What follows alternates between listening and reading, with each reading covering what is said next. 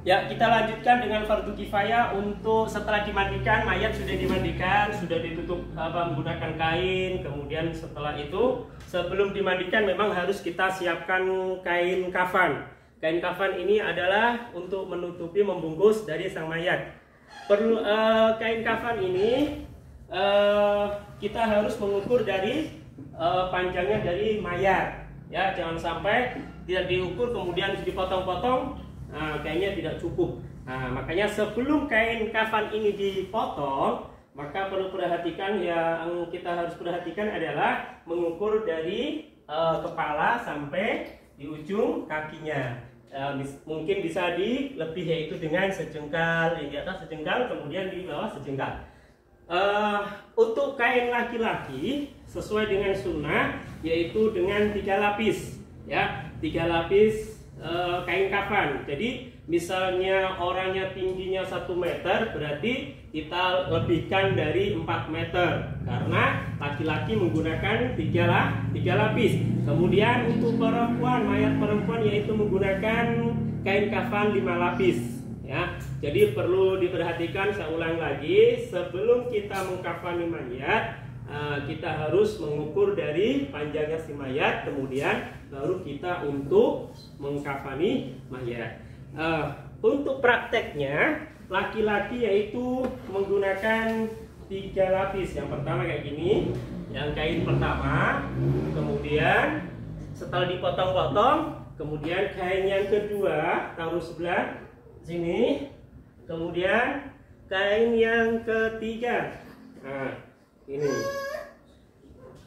Setelah itu, sebelum sesudah dipotong-potong, jangan lupa memotong dengan untuk kain pengikat, yaitu mulai dari atas kepalanya diikat, kemudian di dada, kemudian di lutut, kemudian di bawah. Nah, untuk kain pengikat yaitu di atas. Ini jangan lupa untuk memotong dari kain kafan tersebut.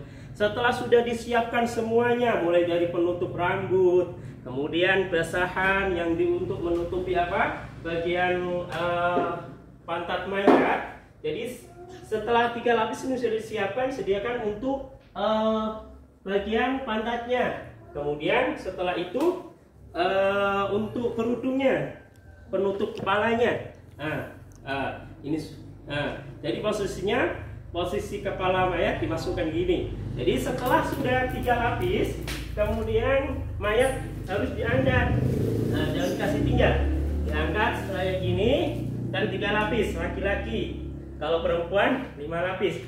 Kemudian sunahnya dari arah kiri dulu, dari kiri ditutup, kemudian dari kanan dan seterusnya, sehingga ditutup terakhir yaitu kanan paling atas.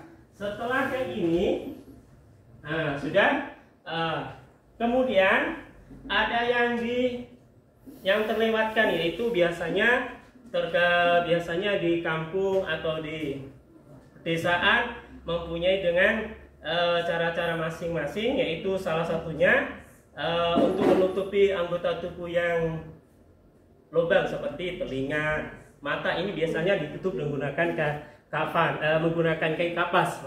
Jadi semuanya ditutup. Setelah ini, setelah tertutup dari sini, semua sudah terprosesi, yaitu dengan mengkafani jenazah. Kemudian saya mohon maaf, lupa lagi.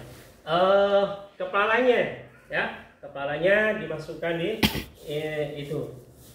Yang tadi kerudung sudah dibikin, dimasukkan.